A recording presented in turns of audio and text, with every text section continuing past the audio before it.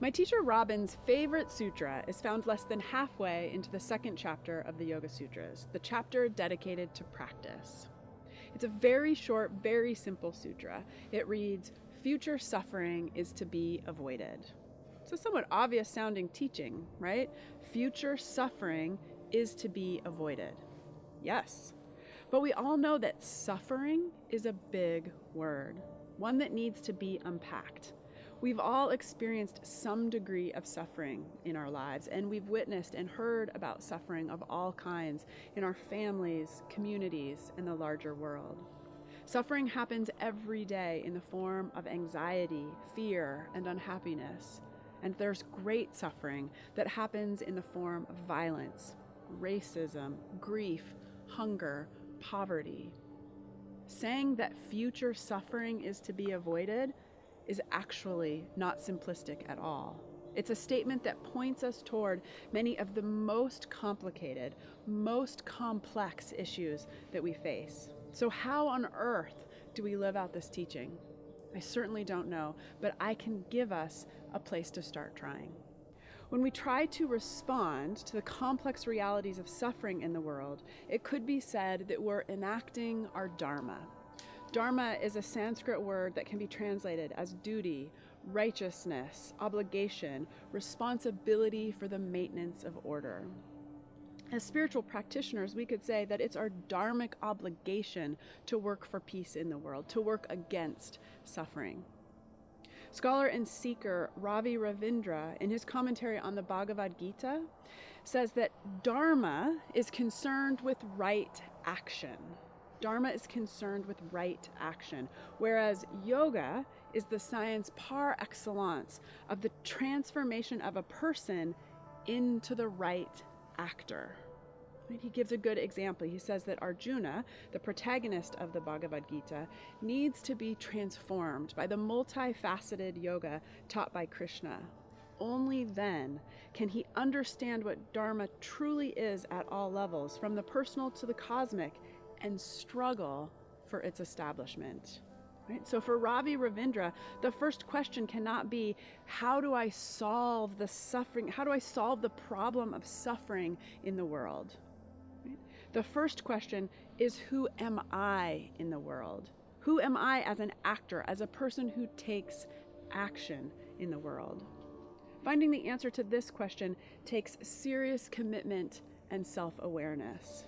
You have to explore the roots of your actions. You have to determine why you act the way that you do, and how your conditioning and habits shape your behavior. In the Yoga Sutras, you've heard me say this before, we're told that suffering arises from ignorance of our true nature. We forget our true self and get lost in the world of change. Think about the change we live in. We're deeply affected by our changing thoughts and senses, by the changing weather, by our ever-changing circumstances. We get lost in the world of change and forget the deepest part of ourselves. And from this ignorance sprout the seeds of ego, attachment, aversion, and fear. And here's a key point. Right? When seeds of ignorance, ego, attachment, aversion, and fear are at the root of our actions, we create negative consequences for ourselves and the world. We create more suffering. I said we have to look at why we do what we do, but we also have to examine the effects of our actions, the fruit that we bear in the world. And if we're interested in alleviating the suffering of the world, we have to look at the effects of our actions far beyond our own life. Right? For example, every day we eat food and wear clothes.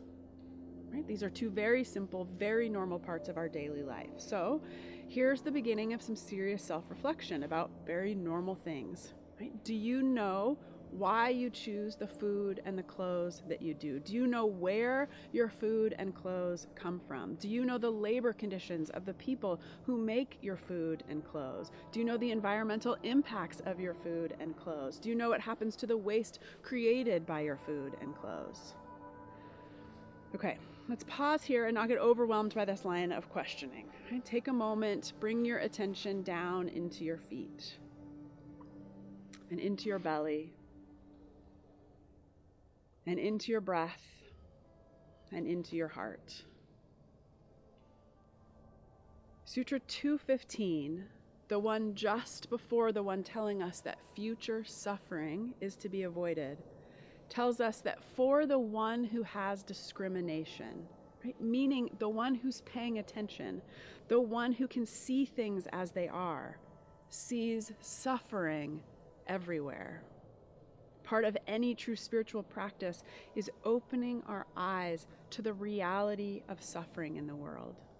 This isn't easy, but no true change can happen without it. So Sutra 216 tells us future suffering is to be avoided. This is actually an optimistic teaching. We know that everything is always changing, and this teaching is reminding us that we have the ability to direct the course of change away from suffering. We can work toward our own transformation. We can pay attention and start to make different decisions. We can pause before taking action, before saying something, before purchasing something, before reacting to something. Right? Before we do things, we can contemplate what's underneath our desired action. And we can take a moment to look farther down the road and imagine the future consequences of our actions. We can dedicate our spiritual practice to becoming right actors, taking right action. None of this is easy work. Like all meaningful things, it takes commitment and effort. And it often requires that we move in the opposite direction of our conditioning and habits. If you want to make real change in this direction, I encourage you to start small. Don't overwhelm yourself and burn out quickly. I encourage you to begin by choosing one aspect of your life to pay attention to more deeply, and to regularly pause to notice if the root of your actions are based in ignorance, ego, attachment, aversion, and fear. And before acting on something, take a moment to ponder the future fruit of your action. Through our personal practice, I hope we become people interested in reducing the seeds of suffering in our own life and in the lives of others. Remember, we become who we practice becoming.